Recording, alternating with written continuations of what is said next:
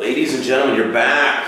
It's Dr. Larry Burchett. So this is the SMART Goals series. We're going to kind of help coach you as an ER doctor and hospitalist through a goal that's important to you. So by now, you should have figured out what is your big why. You should have a sense of what's important to you. You should have picked a goal so we can kind of progress through that. So let's start with the SMART criteria, the S. I'm just going to talk about the S in this video. Specific refers to picking the actual goal and it being narrow enough that it's defined. Now, let me give you an example of how I've seen this played out. I had a friend who he weighed 350 pounds and he lost 60 pounds and got down to 290. And I was like, that's great, good for you. You know, what is your next goal? He didn't have one. He didn't have the next thing. He's like, oh, I want to lose more weight. Is that specific? Now, the interesting thing here is that this guy could get down to 290 and he never got beyond that. And when I asked him more about it, he just had this generic, non-specific goal of losing more weight. And this is the interesting thing about this stuff, okay?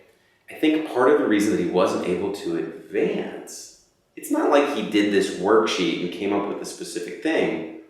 I think it's that when your goal is very clear and very specific, it engages your brain and your spirit really to kind of start asking these questions. How can I achieve this? I want to weigh 285 pounds. How can I do that? My goal is 285 pounds. When it's a generic, undefined, non-specific thing, lose more weight, it just kind of leaves you floating.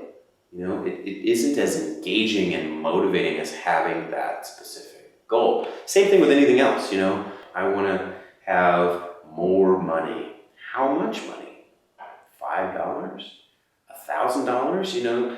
What you're going to do to try to make $100 is going to be very different than what you're going to do if you say, I want to have an income of $1 million a year. That's going to take a different approach. So get your goal in mind and ask yourself, how can I be specific with this? Now, with regard to weight, I'm going to go another example. I'm going to go another step with that. So fat loss and weight loss are not synonymous.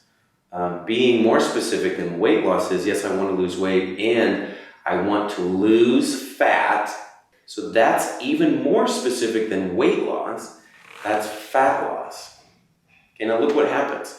If you just want to lose weight, this is very common with people, they'll do anything to get the scale to go down.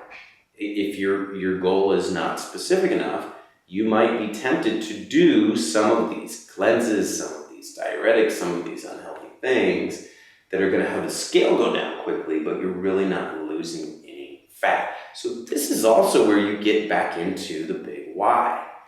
What do you really want? Do you want the weight down? Do you want to look better? Do you want to be healthier? Do you want to be more attractive to the other sex, or your girlfriend or boyfriend?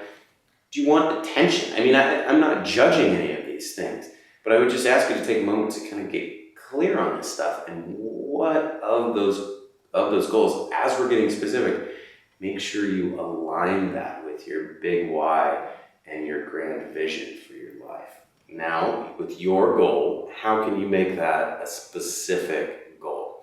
All right, that's it for this video. Make sure that you have subscribed to my YouTube page.